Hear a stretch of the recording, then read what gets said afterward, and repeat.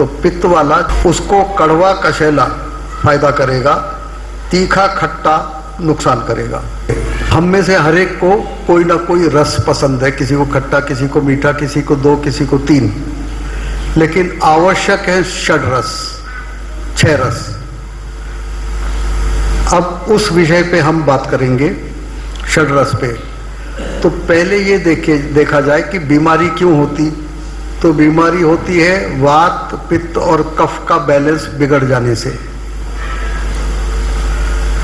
इनको ठीक कौन करता है? षड रस। और भारतीय भोजन में पहले षड रस इंक्लूडेड था। अब विज्ञान की भाषा थोड़ी बोलूं, वो भी जरूरी है। तो हमको 18 तत्व लगते हैं। जैसे लोहा लगता है, हीमोग्लोबिन कम हो जाएगा, कैल्शियम लगता है, हड्डियां खराब हो जाएंगी, मैग्नीशियम लगता है, मसल्स पेन होंगे। तो ये ऐसे 18 लगते हैं।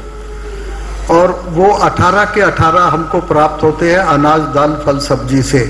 लेकिन अगर सीजन में उगी सब्जी खाओगे तो ये पूर्ति होगी। और अगर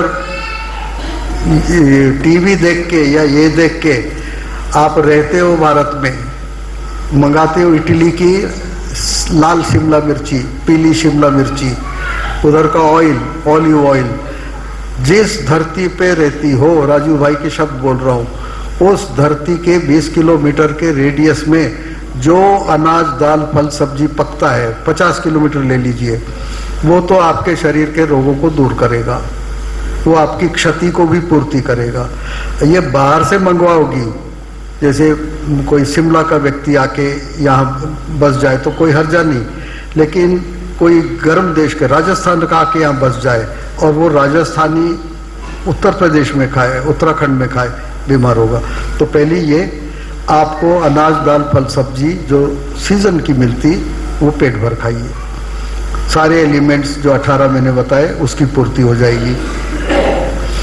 इसके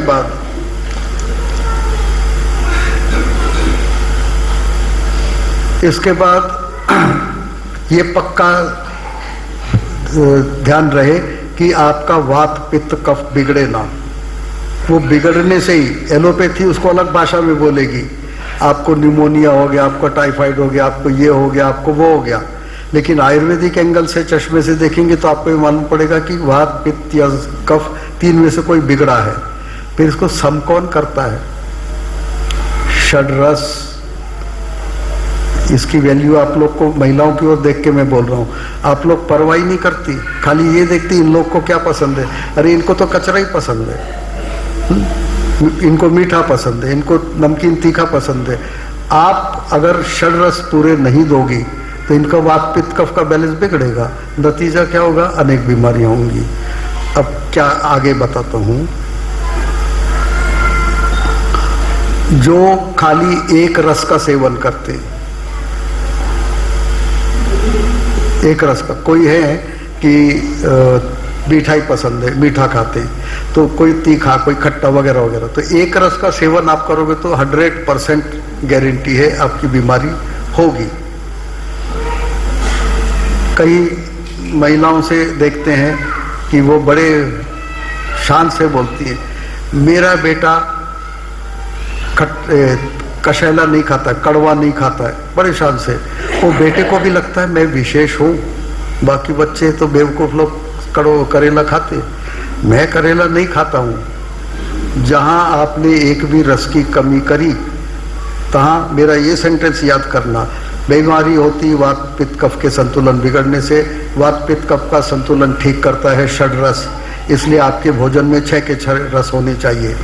कौन कौन से हैं थोड़ी जानकारी दे दूं, अगर पता है तो मैं इसको स्किप कर दूं। बताइए। देखिए, वात, अगर जो घुटने के दर्द वाले, वो वात रोगी हैं, उनको मीठा खारा ये फायदा करेगा, तीखा कड़वा नुकसान करेगा। पित्त वाले, पित्त की पहचान क्या? उनको तेज पंखा चाहिए, उनको सवेरे लेटरिन में जाते ही साथ पेट साफ हो जाता है। वात वाला घंटों बैठा रहता है। तो पित्त वाला, जिसको टट्टी जाते ही साथ साफ होती है, वो पित्त प्रधान व्यक्ति है। उसको कड़वा कशैला फायदा करेगा, तीखा खट्टा नुकसान करेगा। और कफ वाले कड़वा तीखा फायदा करेगा। कफ में मिर्ची भी खिलाई जाती है, तो जिनको बच्चों को कफ है उनको कड़वा तीखा खिलाओ, उनको मीठा खट्टा नुकसान करेगा, वो और कफ बढ़ा देगा। ठीक, अब खट्टे बताने की जरूरत नहीं, फिर भी आपके रिवीजन के लिए खट्टे के उदाहरण है इमली, छाछ, नींबू, आंवला। मीठे के उदाहरण है शहद, गुड़, गन्ना, फलों के रस, खारा, नमकीन। ये तो आप लोग उसके बिना रह ही नहीं सकते। उसको क्या बोलते, नमकीन ही बोलते ना, नमकीन, सेव नमकीन, ये भुजिया। दिल्ली में मैं था 1 साल, हाँ, दाल मोट भुजिया। दिल्ली को देख के मैं पागल हो गया था। 1 ही साल क्लिनिक चलाई, बंद करके भाग गए। अरे बाप रे, 2 कदम पे चाट पकौड़ी। कार से उतरे, 20 लाख की कार है, उतरे, सड़क में खड़े हो गए, 2 ने लेके, ओ भाई वो पानी पूरी देना। उसको शायद गोलगप्पा या क्या, गोलगप्पा बोलते, वो। तो ये सारे के सारे नमकीन हार्मफुल 2 तरह से। एक आपका भारतीय भोजन जो हम लोग यहाँ खाते, वो ज़्यादा से ज़्यादा 3 घंटा लगता है, वो पेट से निकल जाता है, हजम हो जाता है। जहाँ नमकीन डाला, ध्यान से सुनो, अनेक घरों में मैं गया हूँ, मेरे को पोहा ला के देते, पोहे के ऊपर सेव डाल देते। अब पोहा 1.5 घंटे में पच जाता है और सेव 4 घंटा 5 घंटा लेता है। कहीं कहीं इसके आगे भी हैं, थोड़ी चीज भी भुरक देते। पोहा 1.5 घंटे में पच गया, नमकीन 4 घंटे लिया और चीज ने 6 घंटा लिया। अब होगा क्या कि पोहा तो 1.5 घंटे में पच के बैठा है, तो उसको बैक्टीरिया छोड़ेंगे क्या? लग जाते उसको सड़ाने में। पच गया है, इतना आराम का हमको भोजन मिल रहा है, पका पकाया, वो छोड़ते नहीं, वो खाना चालू करते। नतीजा फर्मेंटेशन, उसका रिजल्ट गैस, एसिडिटी, ये सब तैयार होना। तो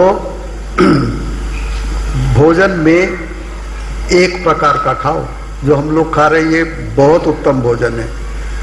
ये भोजन समय पे हजम होता है।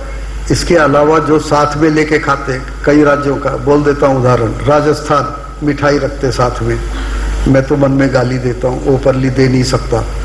ये मिठाई कितना नुकसान करेगी। नमकीन रखते भाई, भोजन में दाल चावल खा रहे, बाजू में सेव पड़ा है, सेव पापड़ी या क्या फरसान खा रहा, नमकीन खाओ। ये ध्यान रहे, जो पच जाता है उसको बैक्टीरिया छोड़ते नहीं। आप छोड़ते हो क्या अच्छी अच्छी चीजों को, बना आप खाते हो ना, तो बैक्टीरिया भी देखता है इधर तो पका हुआ और डाइजेशन हुआ पचा हुआ, पका हुआ, easy for, most easiest for digestion, लग जाते खाने, खाते हैं और टट्टी वहीं कर देते। उससे पैदा होता है टॉक्सिन, और ये टॉक्सिन्स का इफेक्ट हो जाता है फर्मेंटेशन। फर्मेंटेशन का रिजल्ट होता है गैस बनना, एसिड बनना। तो आप में कईयों को गैस एसिड बनता है। भैया खाना है, एक दिन जमकर छक कर नमकीन पेट भर लो, एक दिन मीठा खा के पेट भर लो। ये मिक्स वाला धंधा बंद कर दो अभी। दूसरा देखो, यहाँ पे कुछ सब्जियां मिक्स कर सकते, आलू के साथ कुछ चीजें हैं। यहाँ मैंने बड़े गौर से देखा है क्या भोजन परोसा जाता है। उत्तम भोजन, जो चीज जिसके साथ चल सकती है वो चीज मिक्स करी जाती सब्जी भर में। बाकी मुझे नहीं लगता कि बाकियों में भी मिक्सिंग होगी। अगर मिक्सिंग है तो मैं इनको रिक्वेस्ट करूंगा कि बंद कर दो। मिक्सिंग के रिजल्ट अच्छे नहीं। बोलिए जी बाबूजी, हमारे जो भारतीय परंपराओं में, जोर से माइक मुंह के सामने रखो। ठीक है। जो हमारे भारतीय परंपराओं में कुछ त्योहार आते हैं, जैसे गंगा स्नान है, उसमें चलन होता है जैसे खिचड़ी का उड़द की दाल के साथ। वो साल में कितने बार करते हो?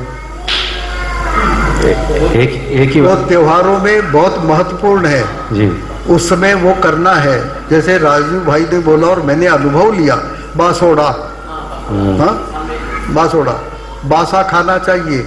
दूसरे रात में आज चांदनी में रख दिया तो उसमें विटामिन B12 खूब जमा हो जाएगा।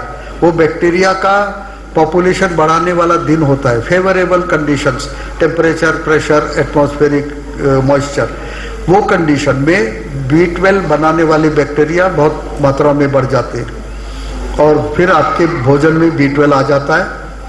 ये B12 साल में एक बार भी खा लिया बासोड़ा तो पूरे साल का B12 का कोटा आपका सफिशिएंट रहता है। तो जो त्योहारों में बनता है वो तो करना है जी। लेकिन हर रोज त्योहार तो नहीं मनाते आप, और मनाना भी नहीं है। हर रोज का भोजन दाल चावल रोटी सब्जी, उसमें चटनी मुरब्बा अचार, क्योंकि षड्रस की मैं बात कर रहा हूँ। थोड़ा तीखा हो, थोड़ा कड़वा हो, थोड़ा कशेला हो, थोड़ा मीठा हो, और वो सब थोड़ी थोड़ी क्वांटिटी में रखते जीभ को चाटने भर को, और उतने से ही बच्चे निरोगी होते।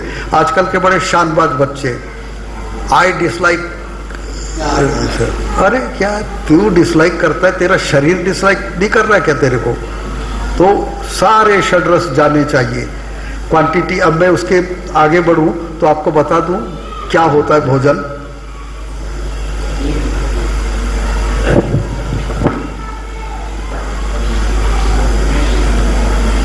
देखिए भोजन कैसा होना चाहिए। भोजन पहली बात आपको 15 घंटे वाला ये बताया है। तो उसके बाद जब आप खाते हैं तो आपका भोजन हल्का पचने वाला हो, ना भी हो तो चलेगा, उसके साथ पूड़ी पराठे, बरवा पूड़ी भरवे पराठे चल जाएंगे, लेकिन वो षड्रस युक्त हो। पोषण तो हो, षड्रस युक्त हो, माने उसके साथ थोड़ा अचार, थोड़ा मुरब्बा, थोड़ा कड़वी कोई चीज, ये सब भी डालो। ये षड्रस बच्चों को बचपन से खिलाओ, बीमार नहीं पड़ेंगे, वात पित्त कफ का संतुलन बना रहेगा।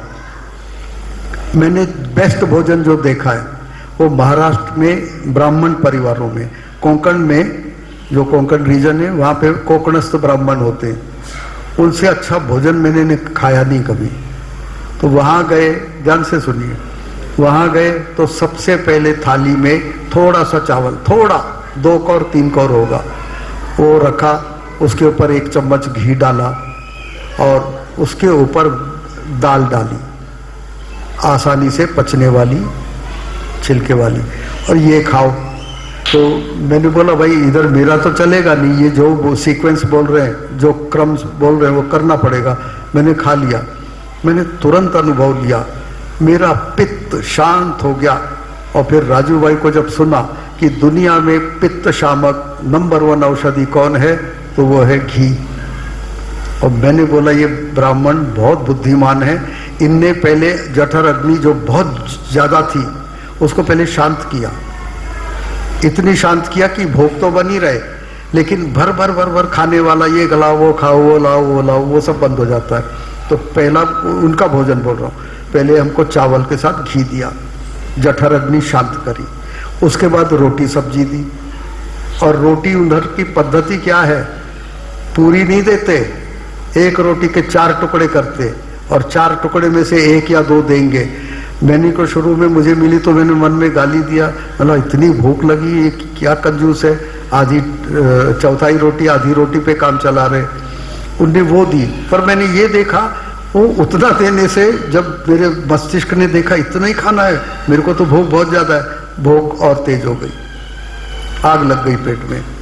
उस समय उनने रोटी सब्जी, साथ में बहुत अच्छे से याद है अचार, ताकि खट्टा रस मिले, और थोड़ा कशैला भी, और मुरब्बा गुड़ का थोड़ा सा वो था, वो खाया। उससे देखा बहुत अच्छा लगता है। और थोड़ी सी सलाद, यहाँ पे सलाद भर भर के खाते हैं, थोड़ी सी सलाद वो दी। मैंने सोचा भोजन हो गया होगा, बोले नहीं। एंड में दिया उनने फिर वही 2 कौर 3 कौर चावल, और उसके ऊपर डाला छाछ। मैंने वो खाया, देखा जो तृप्ति मिलती है। और फिर साइंस पढ़ी तो मालूम पड़ा तृप्ति को बोलते सेटाइटी। सेटाइटी हार्मोन छोड़ता है पेट, मस्तिष्क को सिग्नल देता है बड़ा तृप्तिदायक भोजन मिला, वो बहुत अच्छे से पचता है। जो भोजन बहुत अच्छे से पचता है वो कोई बीमारी पैदा ही नहीं कर सकता। बीमारी पैदा वही भोजन करते जो अच्छे से पचते नहीं हैं, कुछ अंश में सड़ते हैं या बहुत अंश में सड़ते हैं। तो ये भोजन की व्यवस्था है, इस प्रकार का आपका भोजन हो। रिपीट कर रहा हूं, हर रोज 11 बजे खा लो, प्रेफर करो 10 बजे खाने का ट्राई करिए। 10 बजे खाना है तो आपको कितने बजे शाम को भोजन लेना पड़ेगा? 7 से दूसरे दिन 7, 12 घंटे। उस 7 में और 3 घंटे ऐड कर दो, 8, 9, 10, 3 घंटे, मानिए 10 बजे। 10 बजे भोजन करो। क्यों करो? पेट 7 से 9 तक एक्सटेंड करेंगे तो 10 तक बहुत ही अधिक एफिशिएंसी, कार्यक्षमता में काम करता है। माने इसीलिए राजू भाई बोले जितने अरमान है सवेरे पूरे कर लो। भरवे पराठे मैंने देखे, खुद खा के देखे, बच्चों को खिला के देखे। जो चीज़ हमको 12 बजे पूड़ी सब्जी खाते हैं तो तकलीफ होती है, वो 10 बजे के पहले खा लो, पेट में डाल दो तो वो पूड़ी नुकसान ही नहीं करती, तुरंत हजम हो जाती। तो जितने अरमान 10 के पहले। और उसके साथ रिपीट कर रहा हूँ, थोड़ा दही, आधा 1 चम्मच और 1 चम्मच गुड़। इसके अलावा कुछ भी पेट में नहीं डालो। अब भोजन संबंधित कोई सवाल नहीं तो फिर एक नया चैप्टर लेंगे।